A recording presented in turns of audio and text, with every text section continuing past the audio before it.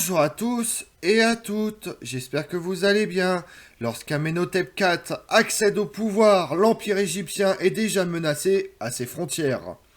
Mais le souverain est bien plus préoccupé par son grand œuvre proprement révolutionnaire, la fondation d'une nouvelle religion dédiée au culte d'Aton, pour qui il va changer de nom en Akhenaton. Vous voulez en savoir plus sur la révolution d'Akhenaton? Venez avec moi.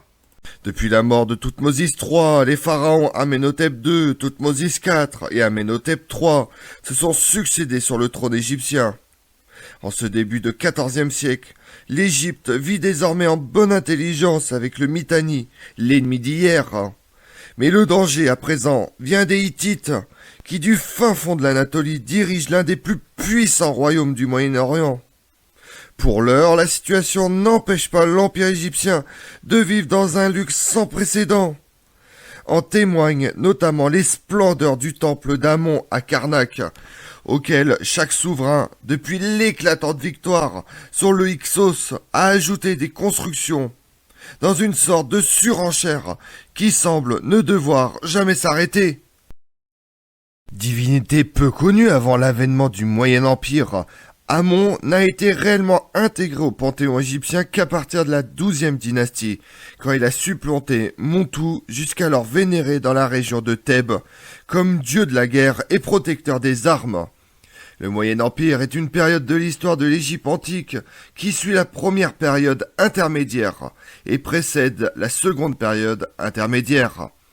Le Moyen Empire couvre une période allant des environs de moins 2033 à moins 1786. Depuis la victoire d'Ahmosis Ier sur les Hyksos, il est vu comme une divinité nationale, l'unificateur de l'Égypte.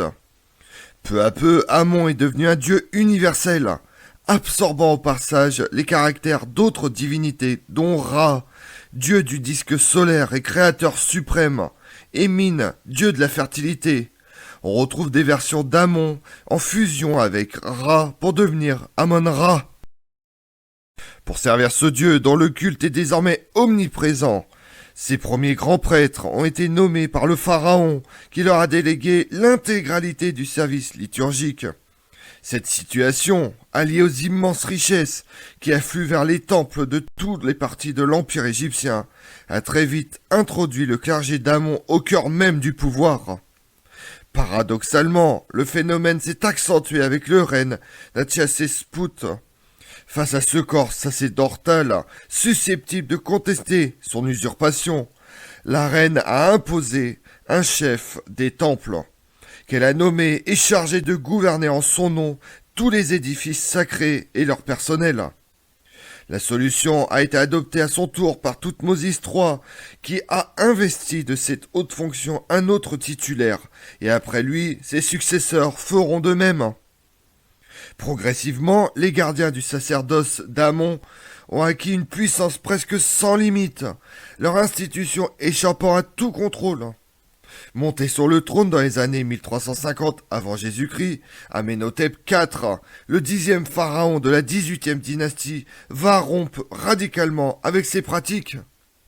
La 18e dynastie, 1550-1292 avant Jésus-Christ, est souvent assimilée à l'apogée de la civilisation égyptienne antique. Elle clôt la longue deuxième période intermédiaire et ouvre le nouvel empire, avec l'expulsion des Hyksos, peuplade asiatique, qui occupe le pays jusqu'à Abydos et dont la capitale est Avaris. Que connaît-on de ce souverain, que les uns dépeignent avec sympathie comme un mystique inspiré, un poète, un pur, et les autres comme un fanatique, trop occupé par sa révolution religieuse pour garantir la sécurité du royaume et de ses habitants? Fils d'Amenhotep III et de son épouse très aimée, la reine Tiye, étroitement associée à l'exercice du pouvoir, Amenhotep IV grandit dans une atmosphère raffinée, au sein d'un milieu aussi sensible à l'art qu'aux questions religieuses. Il semble d'ailleurs que son père ait commencé à prendre ses distances avec le clergé d'Amon. Avant sa mort, Amenhotep III l'a déjà sans doute associé au pouvoir, comme le laisse penser un bas-relief du temple d'Amon-Ra, montrant le père et le fils couronnés, participant aux fêtes jubilaires. Ce fils qui prend bientôt pour grande épouse royale Néfertiti, la belle est venue, d'origine obscure, mais à la beauté légendaire. Dieu cosmique, se manifestant dans tous les aspects de la création. Amon est partout comme nulle part, ici comme ailleurs. C'est ce qu'indique son nom, qu'on pourrait traduire par le caché, l'invisible ou l'inconnaissable. Il n'a pas d'apparence unique, il n'est d'ailleurs pas représenté en tant que tel. C'est pourquoi on ne le figure pas sous les traits du pharaon, mais avec la peau sombre et la tête coiffée d'une haute couronne, portant 2 plumes de faucon. Associé à sa femme, Mout, la mère, déesse à la fois dangereuse et protectrice, et à leur fils, Knossos, dieu lunaire, ils forment la triade tutélaire adorée dans la ville de Thèbes. C'est aussi un dieu politique et centralisateur, le seigneur des trônes du double pays, c'est-à-dire de la Haute-Égypte et de la Basse-Égypte, un conquérant bien adapté aux vues expansionnistes de l'Empire égyptien. Au début de son règne, le jeune pharaon s'inscrit dans la continuité de ses prédécesseurs. Il poursuit d'abord l'ambitieux programme architectural du temple d'Amon à Karnak. Mais sa volonté de rupture apparaît lorsqu'il fait bâtir en dehors de l'enceinte, et au mépris de toute règle consacrée, un nouveau sanctuaire, cette fois dédié à Aton, une divinité solaire dont le culte avait commencé à prendre de l'ampleur au temps de son père Amenhotep III. Puis entre l'an 4 et l'an 5 de son règne, le pharaon adopte une conduite stupéfiante. Il décide de célébrer sa première Fed Sid, une cérémonie de régénération commémorant habituellement les 30 ans de règne d'un souverain. Il choisit en outre son nouveau temple pour cadre de la cérémonie qu'il accomplit en compagnie de son épouse, piétinant tous les usages. Le jeune souverain ne s'arrête pas là, voilà bientôt qu'il décide d'abandonner le culte d'Amon pour celui d'Aton, le disque solaire. Sa décision a une dimension religieuse évidente, mais on ne peut pas ignorer non plus ses arrière-pensées politiques. Cela revient à secouer le joug exercé depuis trop longtemps par les prêtres d'Amon. Même si elle ne semble pas s'accompagner de persécutions, la liberté de culte étant tolérée partout, la rupture est brutale. Le pharaon fait marteler dans les temples les images des anciennes divinités, à l'exception de Ra.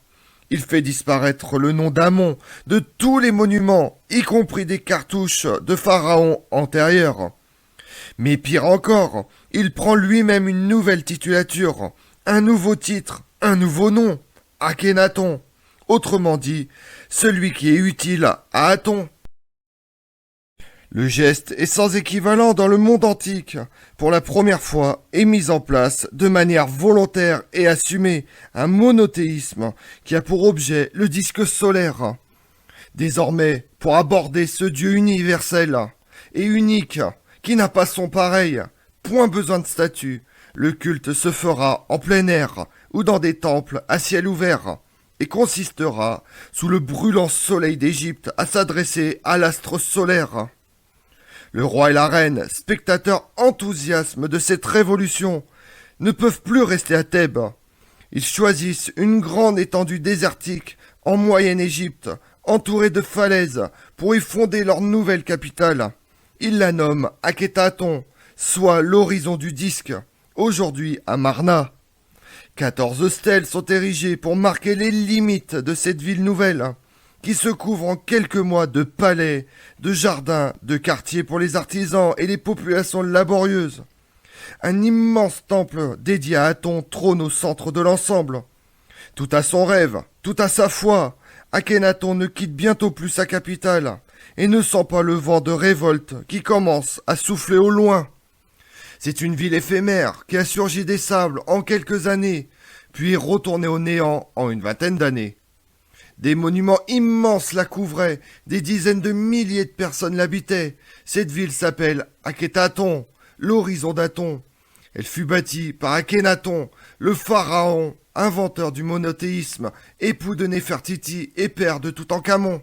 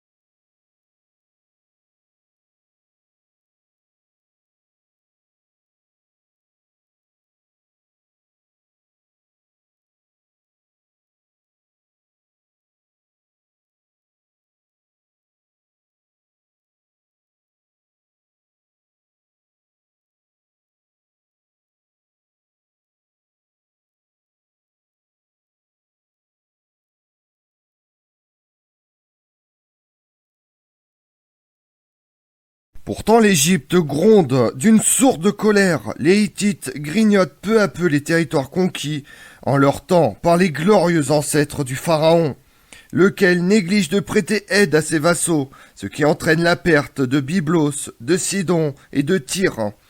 Quant à sa réforme religieuse, elle ne progresse que très lentement dans le reste du pays. Avides de restaurer leur pouvoir perdu, les prêtres d'Amon ne manquent pas d'exploiter le mécontentement.